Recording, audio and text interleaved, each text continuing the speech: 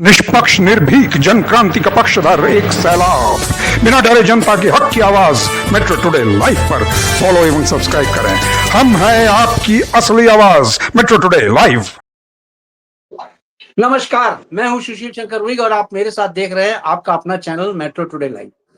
Metro today live में आज हमारे साथ आए हुए हैं, उनका मैं इंट्रोडक्शन करा दूं। ब्रजेश कुमार जो हमारे साथ आए हुए एडवोकेट हैं, ये जयपुर हाई कोर्ट के हैं। ब्रजेश जी, आपका बहुत बहुत स्वागत है मेट्रो टुडे लाइव में। दूसरा हमारे साथ जुड़ते हैं संदीप कुमार, ये भी एडवोकेट साहब हैं, ये भी जयपुर से जुड़ते हैं। संदीप जी, आपका बहुत बहुत स्वागत है मेट्रो टुडे लाइव में। धन्यवाद जी। संदीप जी, ब्रजेश जी, आप दोनों ही एडवोकेट हैं। टेक्निकल पॉइंट्स मैं नहीं जानता हूं, क्या आईपीसी की धाराएं होती है वो होती हैं, लेकिन एक चीज हमारे संज्ञान में आया है, उसके बारे में आज हम डिस्कशन पे आए हुए हैं। The state of Tamil Nadu versus the governor of Tamil Nadu. तो ये एक निर्माण जो हुई थी उसके बारे में ब्रजेश जी टेक ओवर करेंगे। ब्रजेश जी, आप संदीप जी से कोई सवाल पूछें इस संदर्भ के बारे में, देन वी कैन प्रोसीड। जी Brajesh ji. Sir thank you. और आप आज बिग एंकर, मैं आप दोनों का स्वागत करता हूं। और टू बिगिन विथ मैं रिक्वेस्ट करना चाहूंगा एडवोकेट संदीप सर से कि सर हम कुछ महीने से ये देख रहे थे टीवी पे, अखबारों में भी और सोशल मीडिया पर भी, और उसके बारे में काफी डिबेट हुई कि सर तमिलनाडु के कुछ बिल थे जो तमिलनाडु की स्टेट लेजिस्लेचर ने पास किए थे, वहाँ की विधानसभा ने पास कर दिए। और पास करने के बाद में जैसा कि हम जानते हैं वो राज्यपाल महोदय के पास में गए उनकी स्वीकृति के लिए, और राज्यपाल महोदय ने कुछ को स्वीकृति नहीं दी, कुछ को वापस लौटा दिया, फिर वापस आए उनके पास में, फिर कुछ को ऐसा भी आया कि साहब राष्ट्रपति महोदया के पास में भेज दिया उनकी सहमति के लिए, उनकी स्वीकृति के लिए।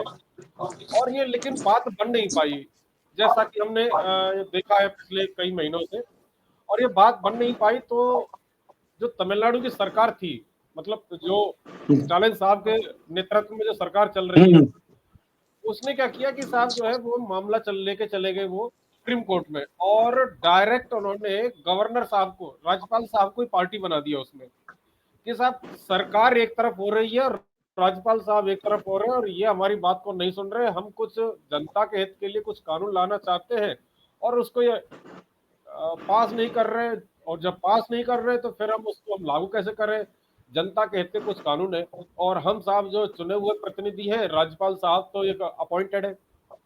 तो फिर सुप्रीम कोर्ट में गए और सुप्रीम कोर्ट ने ऐसा डिसीजन दे दिया कि साहब जो है राज्यपाल हो या राष्ट्रपति हो, उन दोनों को 3 महीने के अंदर किसी बिल पर हस्ताक्षर करने होंगे, अन्यथा वो पारित माना जाएगा।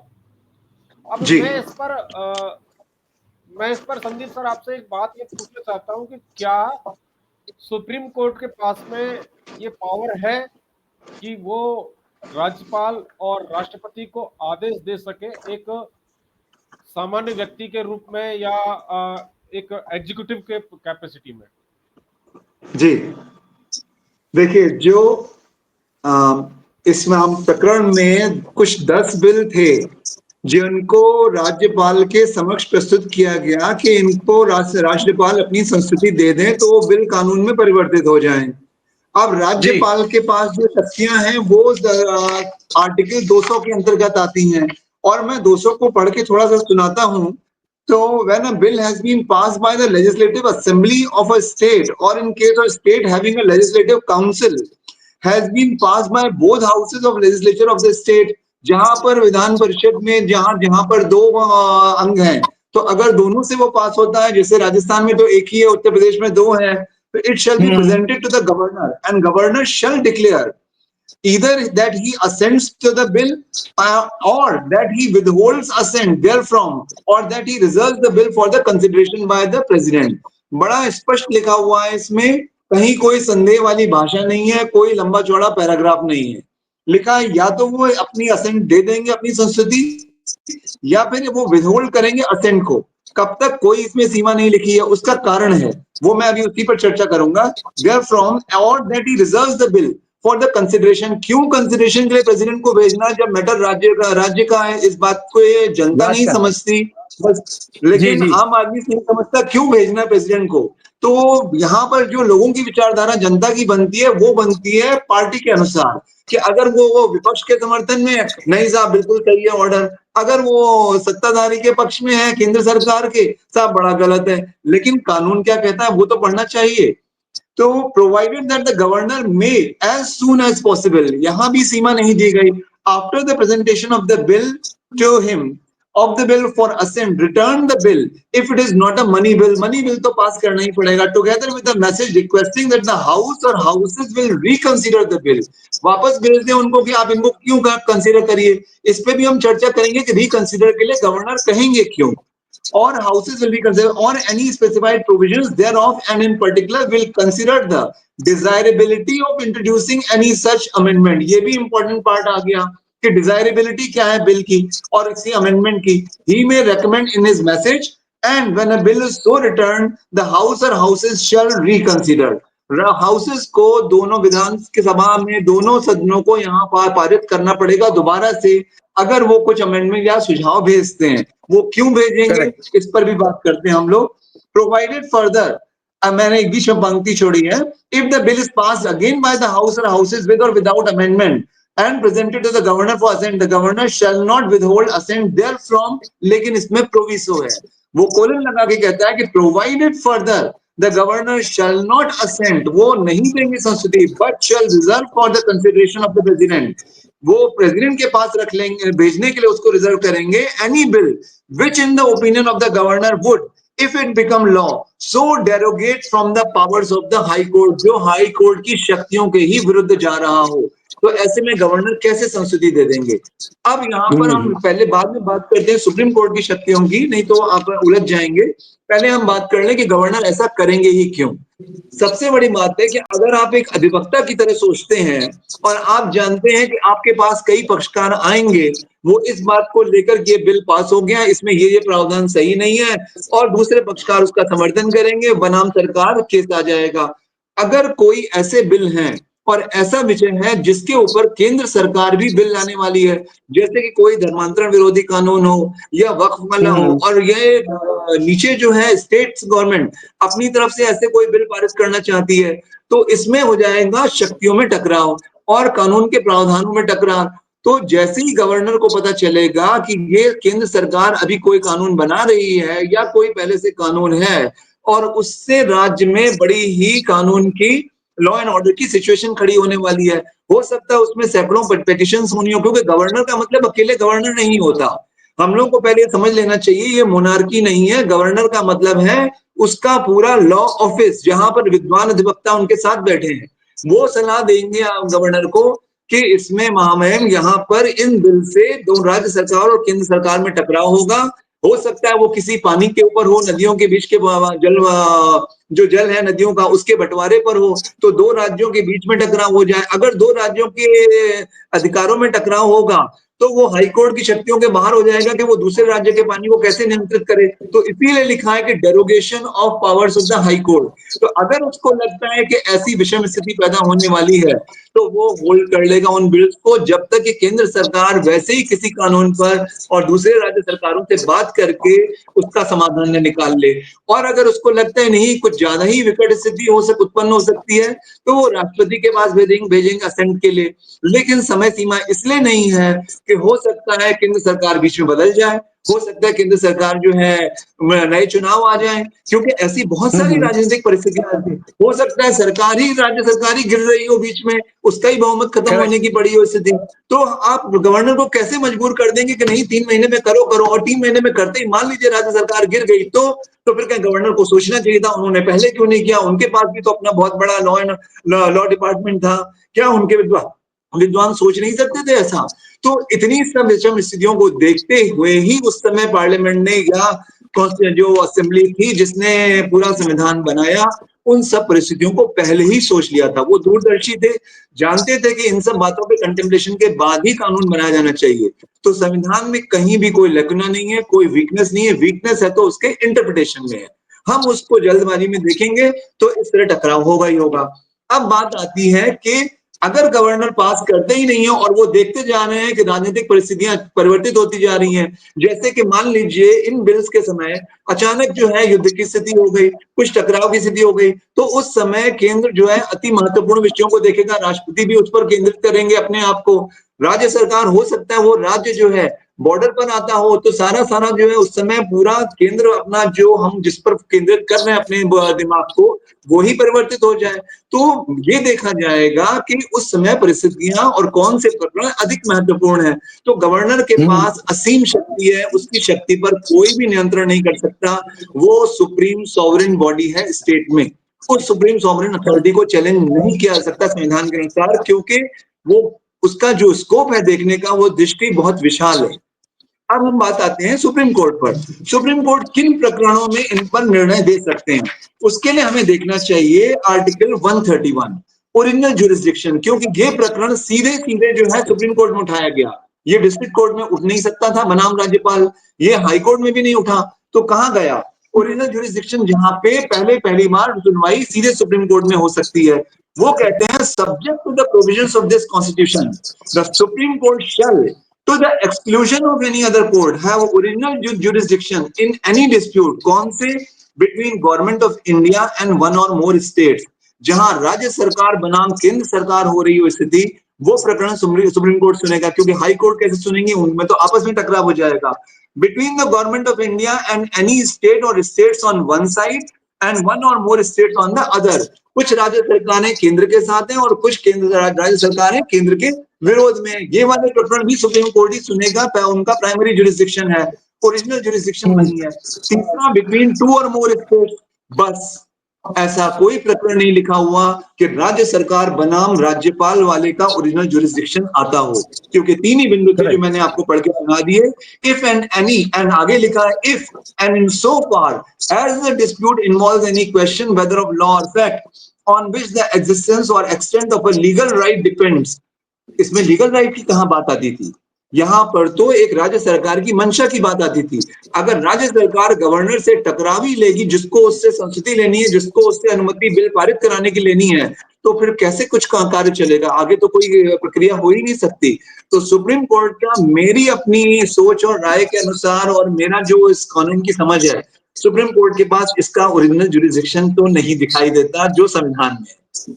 संविधान में तो साहब तीन ही पॉइंट है, सरकारों के बीच में कोई ऐसा विवाद हो या केंद्र और राज्य सरकारों में हो, लेकिन राज्य सरकार बनाम राज्यपाल, आज आप ये विवाद लेके जा रहे हैं, कल आप राज्य सरकार बनाम राष्ट्रपति ले जाएंगे, फिर आप केंद्र बनाम राष्ट्रपति ले जाइए, ऐसे तो फिर सभी कुछ जो है वो सारे विवाद में पूरा देश उलझ कर रह जाएगा, कभी भी किसी निर्णायक बिंदु पे हम पहुंच ही नहीं पाएंगे।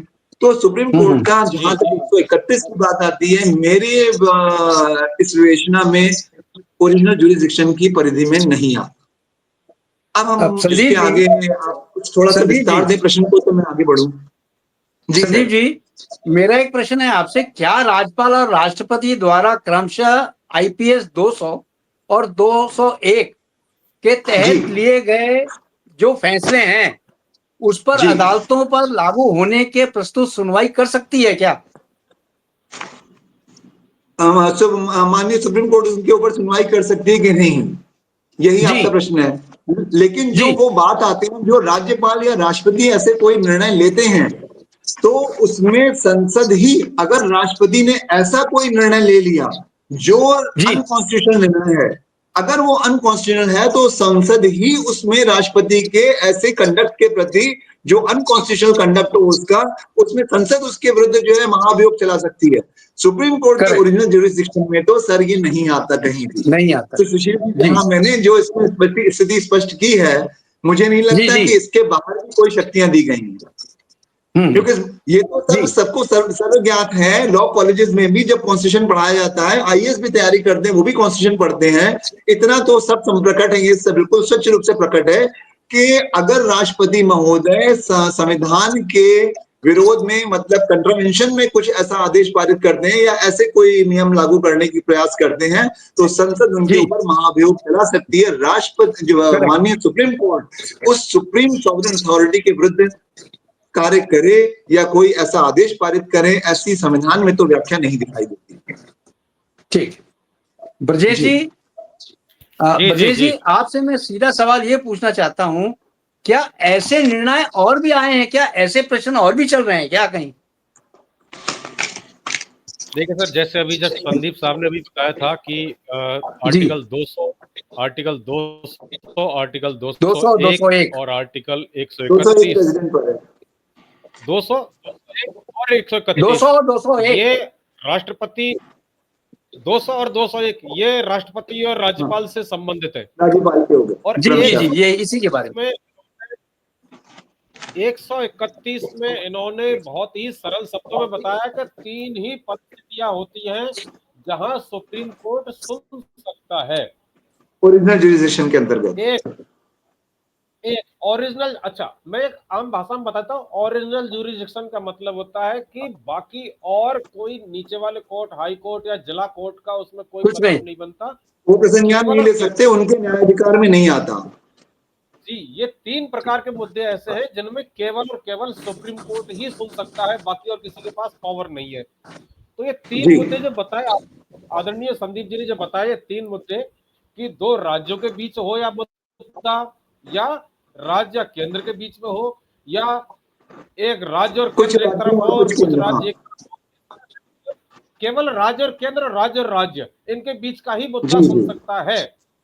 अब जी राज्य वर्सेस राज्यपाल, या राज्य वर्सेस राष्ट्रपति, या संसद वर्सेस राष्ट्रपति, ऐसा नहीं यस। हुआ है, क्योंकि संविधान में ये प्रावधान है ही नहीं साहब ये। और इसका सुप्रीम कोर्ट ने किस आधार पर संज्ञान लिया है, इसके बारे में संदीप जी खैर बताएंगे। अभी जैसे अभी यदि समय होता है हमारे पास तो अभी बता देंगे, नहीं तो अगले एपिसोड में हम इसको ले सकते हैं कि जब माननीय सुप्रीम कोर्ट के पास में अधिकार ही नहीं है सुनने का, तो किस आधार पर इन्होंने सुना? तो ऐसा कोई जी, जी मैं प्रेसिडेंट, इसमें, ऐसा कोई एग्जाम्पल हमारे सामने अभी नहीं है, लेकिन ये जो हुआ है ये भी अपने आप में एक अद्भुत उदाहरण है। इसके बारे करेक्ट। में कुछ सुशील जी, थोड़ा सा मैं मैं चाहूंगा कि इस बारे में बीच बता में एक दें। प्रश्न, हाँ ब्रजेश जी मैं ने एक एक, प्रश्न एक उठाया था उस समय मैं भी हम अनुच्छेद उसको दोहरा 142 पर। जी, हाँ जी। बोले बोले। हाँ मैं उसको हाँ दोहराता हूं, मैं उसको सिंपल भाषा में पूछता हूं सर आपसे उस प्रश्न को, कि आपने हमको अभी बताया कि साहब सुप्रीम कोर्ट के पास में गवर्नर के खिलाफ या राष्ट्रपति के खिलाफ ऐसा संज्ञान लेने का कोई अधिकार नहीं है। अधिकारी नहीं है। किस शक्ति नहीं, किस हाँ। प्रावधान फिर किस प्रावधान में किया सुप्रीम कोर्ट ने?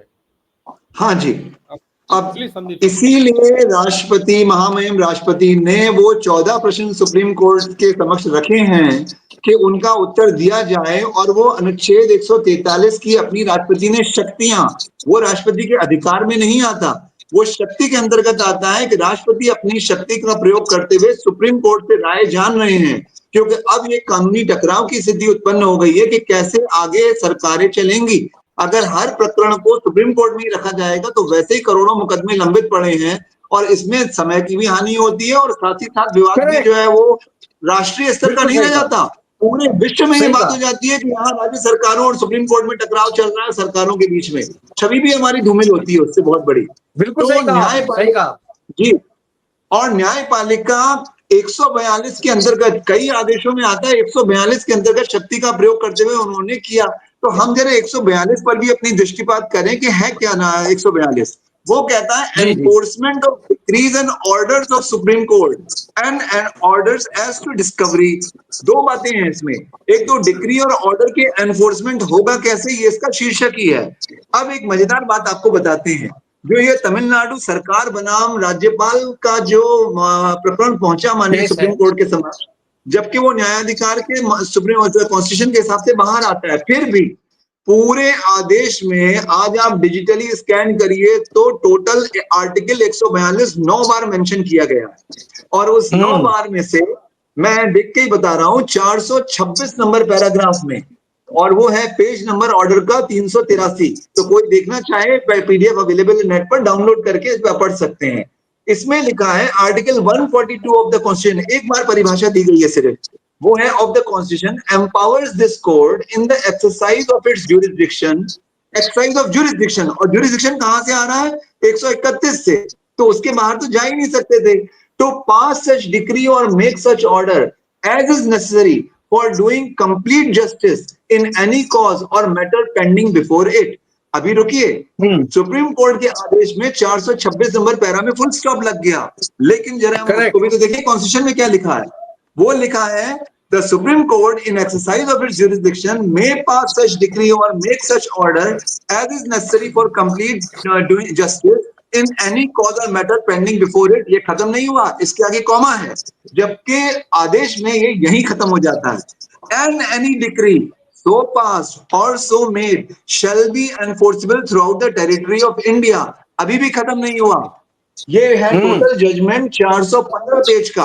415 पेज में माननीय सुप्रीम कोर्ट को किसी सीनियर एडवोकेट ने, अपने सॉलिसिटर जनरल ने ये नहीं बताया कि माय लॉर्ड इस वाले मैटर में कम से कम परिभाषा पे तो पूरी दृष्टि डाल ली जाए। सुप्रीम कोर्ट के पास अनेक विवाद हैं, वो सुबह से लेकर शाम तक जो है अनेक प्रकरण सुन रहे हैं, लेकिन गलती हमारे अधिवक्ताओं की है जो माननीय सुप्रीम कोर्ट का इस तरफ ध्यान एडवर्ट ही नहीं कर पाए कि आगे क्या लिखा है। इन सच मैनर, जो ये डिग्री और जो ऑर्डर है कैसे एनफोर्सिबल होगा, in such manner as may be prescribe by or under any law made by Parliament. अगर कोई पार्लियामेंट का लॉ नहीं है उस मायने में एनफोर्सिबिलिटी के लिए, तो until provision in that behalf is so made in such manner as the president may by order prescribe. मतलब अगर अंत में राष्ट्रपति इस तरह का कोई आदेश नहीं निकालते कि किस तरह से इस ऑर्डर की एनफोर्सिबिलिटी होगी, तो वो order enforceable all over India नहीं होगा। मतलब अभी भी ये आर्टिकल कहता है सुप्रीम सॉवरेन अथॉरिटी तो राष्ट्रपति ही है, पहले पार्लियामेंट। तो आप आदेश पास करिए। मुझे याद आती है एक बात, आप नेट पर सर्च करेंगे आज भी मिल जाएगी। एजी वेणुगोपाल जो थे, उन्होंने एक बार कहा था, जब ट्रिब्यूनल वाला मैटर चल रहा था सुप्रीम कोर्ट के पास ट्रिब्यूनल के कॉन्स्टिट्यूशन पर, तब एजी वेणुगोपाल ने ओरल सबमिशन किए थे, जो कि छपे भी थे, सारी वेबसाइट्स पे आए थे, कि योर लॉर्डशिप्स में कोर्ट्स में keep passing orders, but it is up to the government in the larger interest to see whether or not to enforce such orders. सरकारें देखेंगी कि वो आदेश जो है उनकी एनफोर्समेंट कराया जाए कि ना कराया जाए। क्यों? क्योंकि अगर मैकेनिकली ऑर्डर पास हो गया लेकिन परिस्थितियां कुछ ऐसी हैं जिससे लॉ एंड ऑर्डर सिचुएशन हो जाए, तो और सरकारें उस ऑर्डर को एनफोर्स नहीं करेंगी। यही आर्टिकल 142 की भावना भी है, क्योंकि एनफोर्सिबिलिटी या तो पार्लियामेंट के लॉ में है, अगर पार्लियामेंट का कोई लॉ नहीं है तो एनफोर्सिबिलिटी प्रेसिडेंट के पास है, प्रेसिडेंट मैनर प्रोवाइड नहीं करते तो एनफोर्सिबल नहीं है। और वैसे भी ये आदेश ज्यूरिसडिक्शन के अंतर्गत पारित होना चाहिए, और ज्यूरिसडिक्शन 131 में तो दिखता नहीं हमको। अब इस पे सुप्रीम कोर्ट ही विवेचना दें, और हमें नहीं, राष्ट्रपति मुर्मू जी ने जो पूछा है महामहिम को बताएं कि आखिर ये आदेश किस तरह से पारित हुआ। जी जी जी ब्रजेश जी, ब्रजेश जी, जो इसका जी जो संदीप साहब ने बताया उसका सरलीकरण ये है, इन्होंने दो बातें बताई 142 में, दो बातें बताई कि पूरा पढ़ के बताया इसको, पूरे इसको जो संविधान है इसको। तो इसमें यह है कि सुप्रीम कोर्ट ने जो दिया, हमने अभी जस्ट इनसे जो क्वेश्चन पूछा था कि जब इनके पास क्षेत्राधिकारी नहीं है, केवल 3 मुद्दों पर ही जो है ये अपना संज्ञान ले सकते हैं 131 के अंतर्गत, तो ये संज्ञान के लेने लायक नहीं था। 142 में जब आया, 142 नंबर के अनुच्छेद में जब आया, तो 142 अनुच्छेद में ये पहली लाइन में लिखा हुआ है कि सुप्रीम कोर्ट 142 में वो निर्णय देगा जो इसके क्षेत्राधिकार में होगा। पहली बात जी, मतलब जो इसके अधिकार क्षेत्र में नहीं है उस पर वो सुनवाई सुप्रीम कोर्ट पहली बात तो नहीं करेगा। लेकिन फिर भी जनहित में करते भी हैं तो जो ऑर्डर पास करेंगे वो ऑर्डर को पालन करना न करना ये सरकार का काम है। और वो ऑर्डर ऐसा होना चाहिए कि जिसका पालन करने की विधि या तो संसद ने बना रखी है या विधानसभा ने बना रखी है, जी या बिल्कुल, संसद नहीं अगर नहीं बनाई तो राष्ट्रपति महोदय ने नियम बना रखे हैं। अगर वो नियम ही नहीं बना रखे हैं ऑर्डर पालन करने के, तो उसके सुप्रीम कोर्ट का जो आदेश है वो नहीं है किसी काम का, वो पारित नहीं कर सकते। और पारित कर Correct. वो दिया तो आदेश उसका पारित पालन कर देंगे, शक्ति है, लेकिन एनफोर्सेबिलिटी जो है वो प्रेसिडेंट डिसाइड करेंगे कि किस मैनर में एनफोर्सेबल होगा। एक पर्टिकुलर एरिया में ही एनफोर्सेबल होगा, पूरे राज्यों पर लागू होगा, कैसे होगा वो गजट में छपेगा आदेश, वो उसी हिसाब से होगा। क्योंकि मैं इसको थोड़ा सा एक और बल देता हूँ, एक थोड़ी सी लाइन देके अपनी बात यहाँ पे थोड़ा कंक्लूड करूंगा। 145 जो है सेक्शन, सॉरी आर्टिकल, अनुच्छेद 145 कहता है रूल्स ऑफ द कोर्ट, और रूल्स ऑफ द कोर्ट में प्रोसीडिंग्स के रिगार्डिंग जो रूल्स बनाए जा सकते हैं, ये भी बड़ी टकराव वाली स्थिति हो रही है। अभी सर पूछ ही रहे थे सुशील जी कि क्या ऐसे पहले भी आदेश पारित हुए हैं, तो आप रूल्स में देखिए, लिखा rules as to the persons practising before the court, वो बना सकता है। लेकिन कैसे? कोर्ट में from time to time with the approval of president make rules for regulating generally the practice and procedure of the court including क्या क्या। तो सुप्रीम कोर्ट जो कोर्ट में प्रक्रिया चल रही होंगी, जो प्रोसीडिंग्स हैं, चाहे वो सिविल प्रोसीजर हो या क्रिमिनल प्रोसीजर हो या और भी रेवेन्यू के कोई भी प्रोसीजर्स हो, उनको रेगुलेट करने के लिए किन मामलों में नियम बनाएगा, पर राष्ट्रपति की अनुमति के बाद with the approval of the president, और वो गजट में छपते हैं। तो आज की डेट में 2013 सुप्रीम कोर्ट रूल्स नेट से डाउनलोड किए जा सकते हैं, आपको ऊपर गजट का नाम मिलेगा, गजट ऑफ इंडिया में वो छपे हैं, क्योंकि उनको राष्ट्रपति ने अनुमोदन कर दिया, उन पे संस्तुति दे दी कि हाँ जी ये हम अप्रूव करते हैं। लेकिन वो है कौन से? Number 1 rules as to persons practising before the court, हम एडवोकेट्स के लिए, rules as to procedure for hearing appeals, appeal to the court or pertaining to appeal including time etc, rules as to proceedings in the court for the enforcement of any of the rights conferred by part 3, और मैं मुख्य वाले पढ़ता हूं, rules as to granting of bail, rules as to cost, rules as to stay. ये 3 बड़े विवादग्रस्त हो जाते हैं, कितनी कॉस्ट किस पर लगाई जाए ये रूल सुप्रीम कोर्ट बनाएगा। लेकिन हम क्या देखते हैं, अभी किसी अधिवक्ता ने कुछ गलत सबमिशन किए होंगे, कुछ भी किया होगा, मेरे ख्याल से शायद 50 लाख के आसपास उसके ऊपर कॉस्ट लगी है। एक कंपनी पहुंची थी सुप्रीम कोर्ट में कि माननीय सुप्रीम कोर्ट से विनती है, कोई बिल्डर था कि हाई कोर्ट को आदेश दें कि इस प्रकरण का 5 माह में निस्तारण कर दें। उस मामले में सुप्रीम कोर्ट ने 5 लाख का कॉस्ट लगाई कि आपने ये साहसी कैसे किया कि हमें कहा कि हम हाई कोर्ट को निर्देश दें। हम हाई कोर्ट हमारे समकक्ष हैं, हम उनको निर्देश नहीं देते हैं, आप निर्देश नहीं देने की मांग कर सकते हैं। इस तरह की बात ही अब्यूज ऑफ पावर में आती है और इस तरह का ये दुस्साहस कंटेम्प्ट में आता है। तो सुप्रीम कोर्ट ने 5 लाख कॉस्ट लगाई, जबकि आर्टिकल 145 कहता है कि कॉस्ट के लिए तो साहब पहले रूल बना होना चाहिए प्रेसिडेंट की परमिशन से। पता चला मैटर 5 लाख का नहीं है, कॉस्ट 5 लाख की लग रही है, तो ऐसे कैसे हो जाएगा? तो ये भी एक बड़ी दुविधा की स्थिति है। स्टे, आज ऐसे ऐसे स्टे मिल रहे हैं हाई कोर्ट से, आप देखें रेंट कंट्रोल एक्ट वाले मैटर में आप प्रतिदिन हाई कोर्ट में बैठ के सुन सकते हैं, आदमी 1.5 साल से किराएदार किराया नहीं दे के आ रहा और कोर्ट में कह रहा है कि साहब मैं मेरिट्स पे आर्ग्यू ही नहीं करना चाहता, लेकिन मुझे स्टे चाहिए। बिना कुछ लिखे नॉन स्पीकिंग ऑर्डर पास हो जाता है, स्टे ग्रांटेड, और वो स्टे 2 साल 3 साल चलता जा रहा है और वो किराया नहीं दे रहा। अब बताइए, जब उसमें फिर लिमिटेशन पीरियड, अब यहाँ पे पीरियड भी है अपील की सुनवाई की। अपीलेट ट्रिब्यूनल रेंट वाली के बाद अपील नहीं होती, सीधा रिट पिटीशन में आते हैं। वहां रिट पिटीशन में आने के बाद क्या समस्या है कि कहते हैं कि साहब इसका रिट पिटीशन का कोई लिमिटेशन नहीं है। अगर आप इनडायरेक्टली देखें as advocates point of view, अधिवक्ता तो सोचेगा कोई भी रेंट ट्रिब्यूनल के आदेश में लिखा होता है कि 3 महीने के अंदर जो है उसका एग्जीक्यूशन नहीं होगा, और कमर्शियल वाले में 6 महीने, क्योंकि इतना समय दिया जाता है कि भाई खाली करने के लिए समय चाहिए, कमर्शियल वाला अपना बिजनेस कहीं और सेटअप करेगा, मतलब 6 महीने के अंदर वो जा सकता है चाहे तो हाईकोर्ट अपने फंडामेंटल राइट्स को लेके। लेकिन साहब 1.5 साल बाद पहुंच रहे हैं और 1 मिनट के अंदर स्टे मिल जाता है जो 6 साल चल जाता है। अब बताइए, जब राष्ट्रपति की तरफ से कोई ऐसे नियमों को संस्तुति मिली ही नहीं, तो फिर किस तरह से ये आदेश हो रहे हैं? मेरे तो नहीं समझ में आता कि ये रूल्स ऑफ द कोर्ट का वायलेशन है या सुप्रीम कोर्ट ने किसी विशेष शक्तियों को प्रयोग करके ऐसे अधिकार क्रिएट कर दिए जो मेरे संज्ञान में नहीं है। जी जी जी जी। तो संदीप जी और ब्रजेश जी, आपका समय मेरे पास इतना ही था। थैंक यू वेरी मच आपका दोनों का आने के लिए, बहुत बहुत धन्यवाद। Thank you very much. जय हिंद, जय भारत। जय हिंद जी। जय हिंद सर, जय हिंद।